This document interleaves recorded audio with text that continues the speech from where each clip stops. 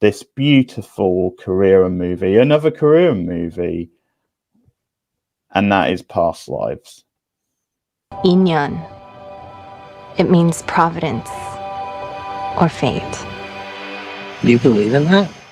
That's just something Koreans say to seduce someone.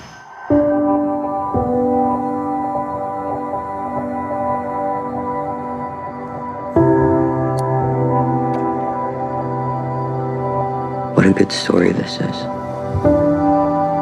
Childhood sweethearts who reconnect 20 years later and realize they were meant for each other. In the story, I would be the evil white American husband standing in the way of destiny. Shut up. He was just this kid in my head for such a long time. I think I just missed him. Did he miss you? I know that actor out of something, 혜성! but I can't think what. 와, 너다. 와, 와. 진짜 와다. 와. Not really sure how to feel about it, son. And the way you move makes me feel like I can't 좋다. live without you. 뭐가? 그냥 너랑 너랑 얘기하는 거? The guy flew 13 hours to be here. I'm not gonna tell you that you can't see him or something. 만약에 네가 한국을 떠나지 않았다면 내가 널 찾았을까? 우리가 사귀었을까? 헤어졌을까? 부부가 됐을까? 아이들을 가졌을까? 너는 나를 왜 찾았어? 한 번 더 보고 싶었어. If two strangers walk by each other in the street and their clothes accidentally brush, that means there have been 8,000 layers of inyan between them. Want you to stay. Want you to stay.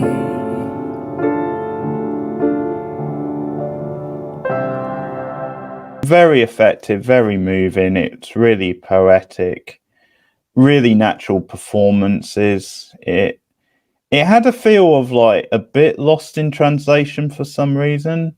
I'm not sure why. There's just something about the way it's shot and the mood of it that felt very like lost in translation. And like I think just the way it uses landscapes and cities almost as like characters in themselves. I think that reminded me very much like Lost in Translation. So I definitely like that, how it was a very like subtle movie, quite quiet in that sense, where it would let a lot of the mood and the music, like the score and the music was very beautiful. So it let a lot of that do the work, and then just you could slowly unwrap these characters and their developing relationship and how awkward it is. So yeah, they get together isn't the right word, but they're together when they're much younger, and being the sort of age they are, they believe then that's going to be it. They're going to be like together forever, like the love of each other's lives. But then the young girl has to move, has to emigrate because her mother is leaving the country, and originally goes to Canada, but then she ends up in New York eventually, that being the main character. This other character for 20 years. They're up on social media and they start reconnecting because of that. And they start talking over Skype. And that's one of the sort of funny telling things of the movie, is then their first meeting or conversation in 20 years is over Skype. And just how weird and awkward that is, and just how complicated it gets. And it taps into a really weird thing where you know someone from a very long time ago, and they mean a lot to you because of a certain feeling you had at a certain point in your life, and you get separated kind of through no fault of your own.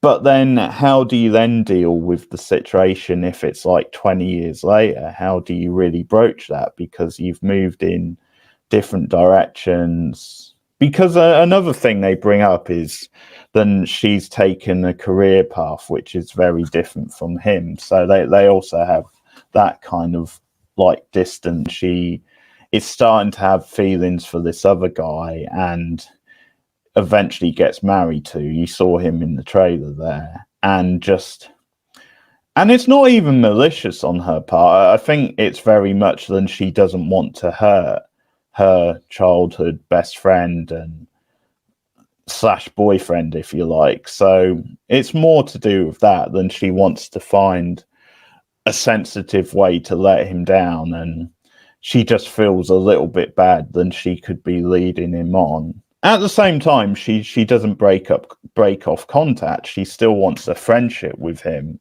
She just makes it clear that we should just take a little bit of time, because later on when they eventually meet up, she does say, I sent you messages, but you never responded. Weird situation, which very few people would find themselves in, because in many ways, because they were like very young, like 6 or 7, it's not like you can even call it like a proper like boyfriend girlfriend relationship.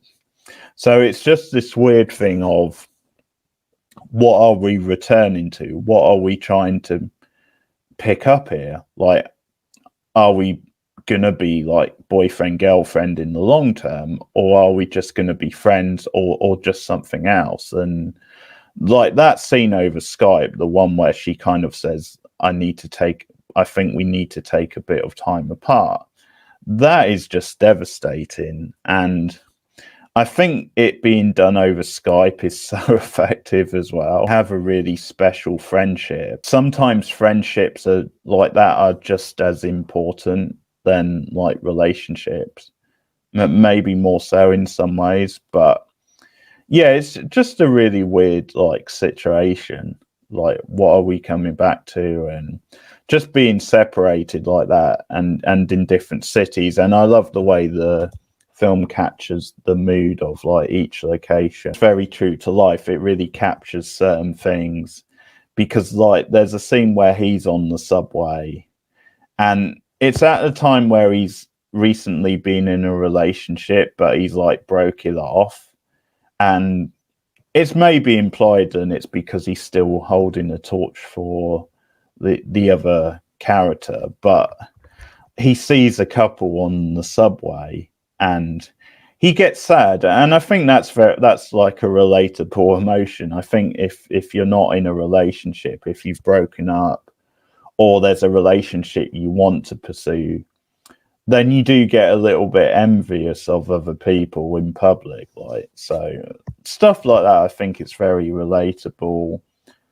Yeah, the performances are great. There's some really true to life dialogue and exchanges, and it's just a very easy watch of a movie in a way. You just relax into it and you slowly get into the drama of the characters and the whole mood of it. The last 20 minutes like just really gripped me, like when you got to the point where they first met, or when they meet up again in New York, and just the way it was shot as well. There's some unique shots where it just makes a different choice than you would expect, and just lets you drift into the characters' relationships. And there's a lot of like interesting choices at the end. A couple of moments where it tried a bit too hard to be like quirky indie. I thought like the Internal Sunshine scene, I thought was a bit like that, but it's only really a nitpick, like a small nitpick. I think overall it was like very engrossing, very well done.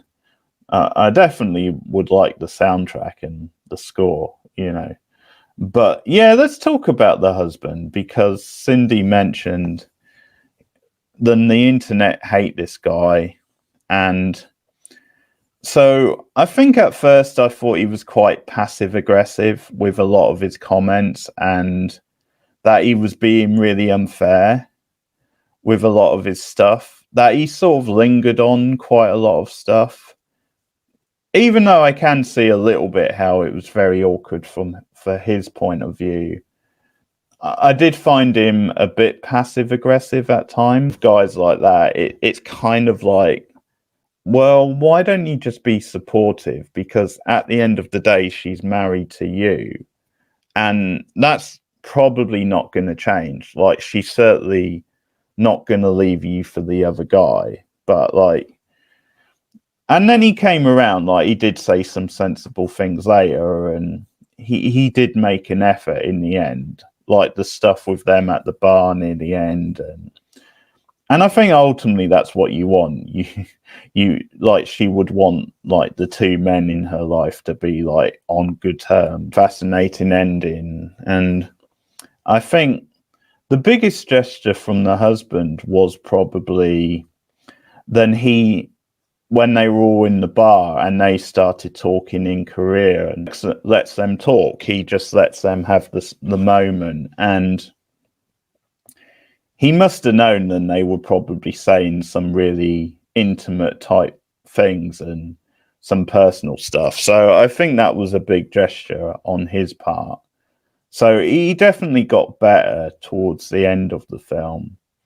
But then, yeah, I think the ending of the film makes you think and wonder, well, what exactly happens now? Because it's cool that they got to meet up, and it gives them some closure and a bit of foundation, but is it just the sort of thing where they had to do it, but it's possible they might not see each other again? Like, would they have a bit of connection on the internet and that's about it? You know, who knows, really? It could just be something where eventually they all drift apart because they live very different lives. It did go in different directions because I think naturally a lot of times you would assume that they're probably going to end up together by the end of the film. And of course it didn't take that route. So, but you would naturally maybe assume that. But then again, maybe that's a different kind of movie. Maybe that's a little bit more of a mainstream Hollywood type film. But yeah, Past Lives, very impressive. Liked it a lot.